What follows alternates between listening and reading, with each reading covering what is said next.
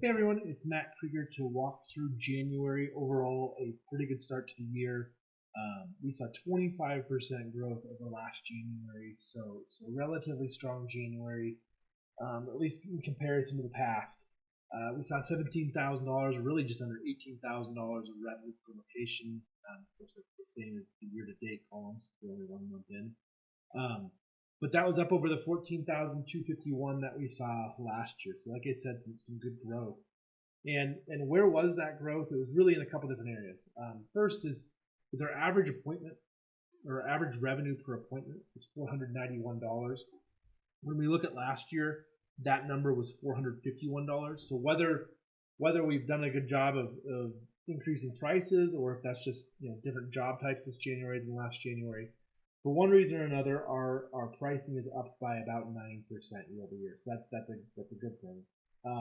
The rest of that increase from the 17,868 from the 14,251 last year, the rest of that was just in the number of appointments that we booked this year and completed. We saw that number go up by over 30%.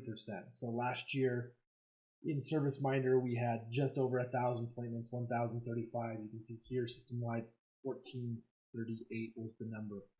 Our completion percentage for the second month in a row was below 90%. Really, I spent some time trying to figure out how do we want to analyze completion percentage. Why is that important? And I think at the end of the day, what's important about it is that it drives revenue, right? So if we complete an appointment more times than not, we can bill for that appointment. If we don't complete it, we can't bill for that. And so really, when we see us dropping under 90%, there's a bunch of different reasons. In December and January, my guess is around the country, a lot of those reasons that it drops is weather-related reasons. And so that makes a little bit of sense.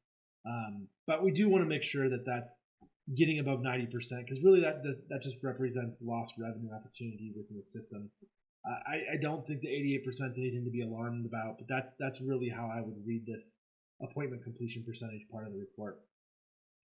From the proposal standpoint, really a great month for proposals.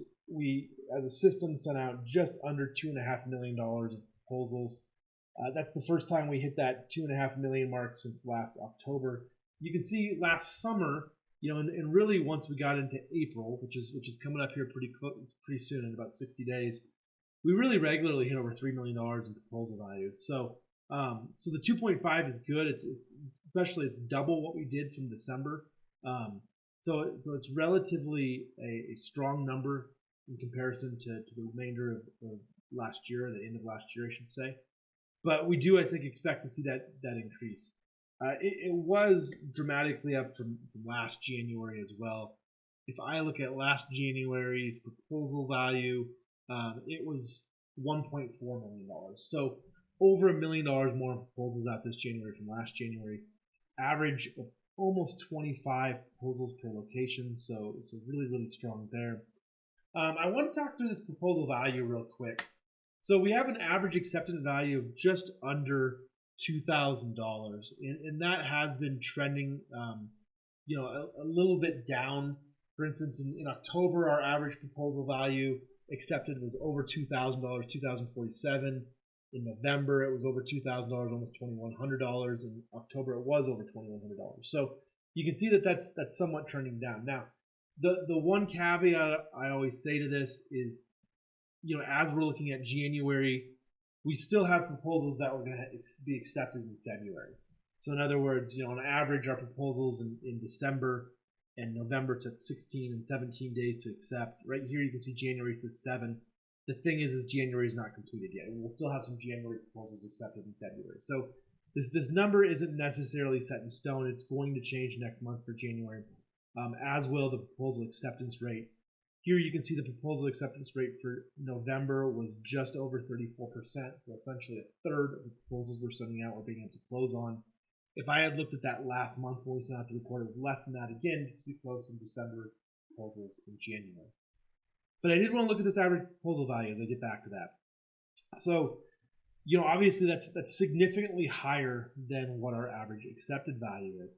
And I wanted to break that down a little bit. Over the last 6 months, we've had 45 proposals that were over $50,000. and we've had 2 of those accepted. So essentially about a 4% acceptance rate on proposals over $50,000. If I take those out, this average proposal number comes dramatically down. On proposals under $50,000 over this trailing 6-month period that we're looking at, there was 3,135, and the average acceptance rate on those is 31%. And I would actually argue, we had kind of a lower than average October, a lower than average November.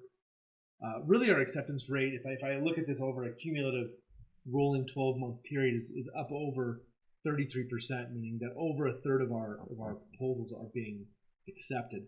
But that just kind of goes into showing you that as those proposal values increase, especially over that $50,000 number, and really you could probably drop that down to even $30,000. As those proposals increase, the acceptance rate on those gets harder and harder and harder. Whether that's just more competition, whether that's just larger projects, and we're competing with different players in there, I don't necessarily know, but I do think that that's relevant to point out that those are hard jobs to win, and we're seeing that. Of the proposals we sent out, like I said, we sent out about 459 proposals. 205 of those, so just under half of those, were sent out to existing clients. The next biggest lead source we had was ImGen, and so we saw a significant amount of proposals. As I'm looking here, just over 100 proposals being generated by ImGen. So that's kind of where the proposal volume's coming from. That the existing clients as the largest proposal source is not anything new. That's been that way for the last 5 months that we've been tracking it. So that's where the proposals are coming from.